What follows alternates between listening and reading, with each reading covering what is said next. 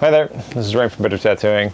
We're doing our check-in video again. We haven't had anyone hit it yet, but I know we're still new, so we're just going to keep doing this to see if people, have any questions. And I say that, if you are thinking that you have a question when you watch one of these videos, and maybe you're a little bit nervous about asking them or whatever, just go ahead and do it. I mean, there's this thing in academia where if you're thinking of a question, you're probably not the only one that's thinking it, and maybe other people are going to be a little bit nervous about asking it as well. So it's better if you just come out and say it, right? I think that it is necessary for us inside of tattooing to open up a dialogue where we're all discussing how best to move it forward, right? How to progress, because we can't stay in this kind of dark ages trope where everyone is just an artist, right? And we don't ask questions and we don't share information. We need to kind of grow past this and start helping each other, make this place a better industry to work in. So we did get a couple questions emailed in.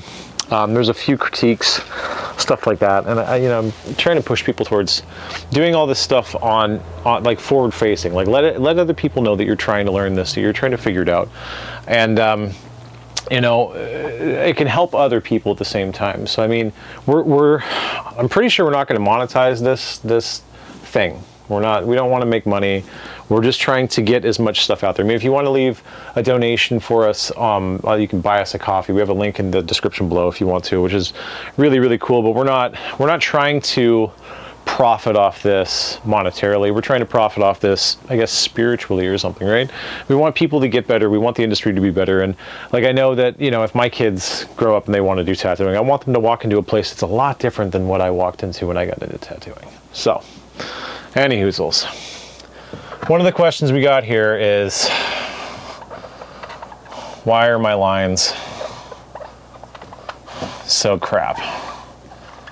And this is, paraphrased for the most part. And I think that we made a video today actually about this, where when you start talking about, we have a freezer that I lean over all the time when we're doing these.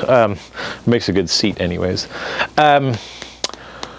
When you work in a shop or you work in the industry and you're new, more often than not, when you make a mistake, it's never really going to be your fault, right? And you may feel like it's your fault, but people will placate you and say, it's not you. Probably what you need to do is you need to change one of three things, right? You need to change your needles, you need to change your machine, or you need to change your ink. And that doesn't make sense to me. Realistically, if you did a bad tattoo, you did a bad tattoo, right? So you got to own it. But if you go to search for answers and people don't know how to help you, they're going to point you towards these things because they don't really know what's going on, right? A friend of mine and one of my coworkers were talking the other day. I guess they're both coworkers anyways.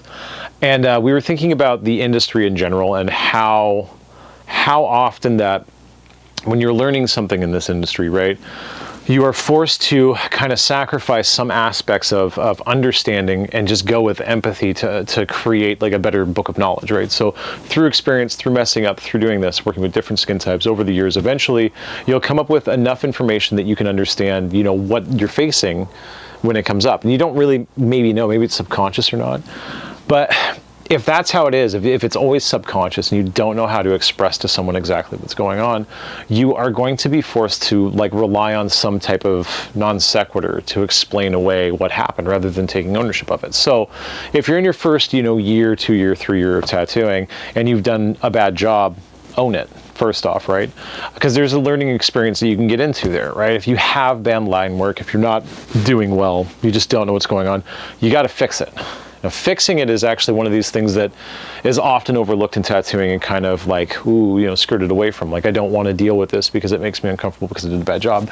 And that's not what we should be doing, right? If you make a mistake, you learn to fix it, and you're learning two things at the same time. One, how to do right what you did wrong, and two, how to do a cover-up / rework / turd polish, right? So it's really good to get in there and do this. Why do we offer it for free on average? Well, one, because if somebody paid for the tattoo and you screwed it up, you deserve to fix it, right? That's just it. If somebody's building you a house and they didn't do it right, well, they should pay to fix it, right? Or fix your car, you didn't fix the problem, take it back, you got to fix it, I've already paid you. So it's good, right? But if you're the person who's on the receiving end of the critique, take the time to fix it, right? Try things out, figure out what you did wrong, own it. And in doing that at the same time, you can imagine being the client who's had the tattoo that maybe didn't turn out great. And if you're like, I don't know what went wrong, it's your fault, that's not cool, right? You want to take ownership of it. You want to fix it, because then you're building trust between you and your clientele. And I can guarantee you, if you do a bad tattoo and you tell the person it's their fault, they're going to go out and they're going to tell 100 people that you suck, right? But if you say, like, you know, I'm learning, like, we can try to fix this. If not, we'll take as much time, blah, blah, blah, blah, blah, whatever, you know, and get them to come back in. And if you nail it the second or the third time that you try, it's all worth it, right? Plus, that person got to sit for like 3 tattoo sessions and add to your stuff. You can be really grateful. You can buy them a coffee, whatever, right? But you get to learn more by spending more time in the skin, especially with that person. And you get to keep fixing messes that you've created, which is invaluable, especially when you get further in your career, right? The more you know, the more often you're going to be asked to fix something. And if you have no experience coming into year 5 of doing cover-ups, reworks, you know, balances, anything like this, you're going to be in trouble. So take that time to just make your mistakes early on, learn to fix them, and you're just going to improve exponentially, right? Let's stand up for a second, because it's been a long day. We have done 4 20-hour days in the past 7. So like, I'm bagged, but it's cool, you know, writing, doing research, working with the team, contacting people, doing these videos. It can be tiring, and that's the job. Hey, let's do that. Actually, I did get to talk to a buddy of mine now. We've been talking for months, I think, nearly almost a year, right, Mr. Jesse, if you're watching this. He just opened up a shop recently, and he's trying to get stuff going out. So we had a couple tips that we were giving him, right? So tips for building clientele. Let's do this, because I think this is always good for anyone in the business, right? When you start out tattooing, you're opening up a new shop, you move to a new area, it's hard to get people to come in, especially if you're working for a shop that won't feed you. Being fed means that the shop is giving you clientele, right? They're feeding you people to do, so you can build your portfolio of work and clients, so you can keep making money further down the road, right? Try to get your name out there. If you don't get that, and I've had this so many times, I've, you know, gone to a new state or a new shop, and I get there and they're like, figure it out. You know, you're like, oh shit. So how do you get clientele to come in, right? Well, the first thing is, you got to think about this, right?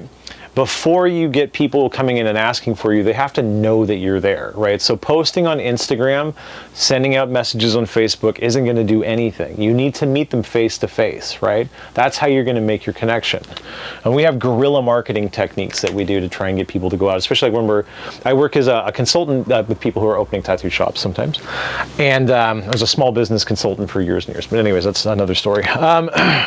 And one of the things we tell them is, like, you got to go out there and meet face to face, right? If you're going to be in this person's bubble, right, you're going to be like touching their body and marking them permanently, they're going to want to know you.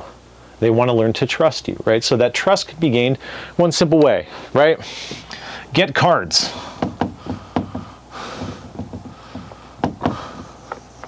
Go get some cards made. Vistaprint, whatever.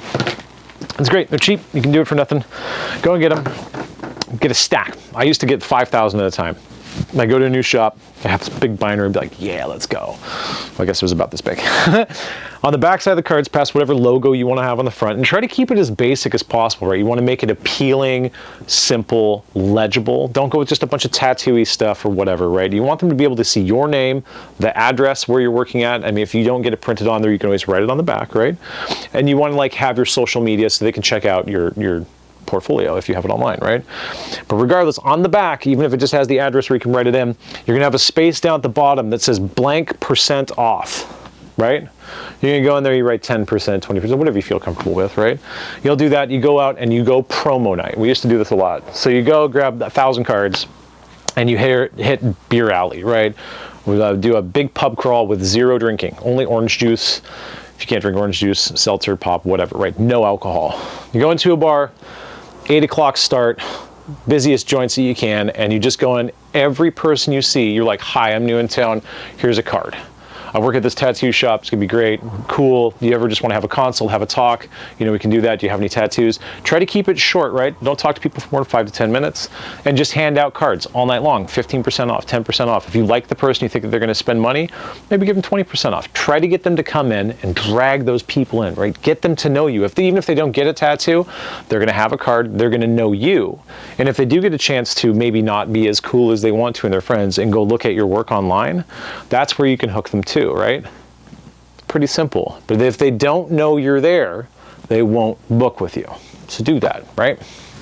Thanks for that question, Jesse. You're awesome, dude. So yeah, so that's it for this week. Checking in. If you have questions, write them in. Put them in the comments, like, subscribe, do all that stuff. And we're going to keep doing these, I think maybe once a month for right now, just because the workload coming out of the winter has just been absolutely hectic. And if you do want to know something, or maybe we've glossed over it a bit too much, or done it too quickly, or have talked too quickly, whatever, let us know. Shoot us an email, a text, whatever. And if you buy us a coffee, I'll be really happy because I love coffee. Anyways, that's it for this week. It's Ryan from Better Tattooing, signing off.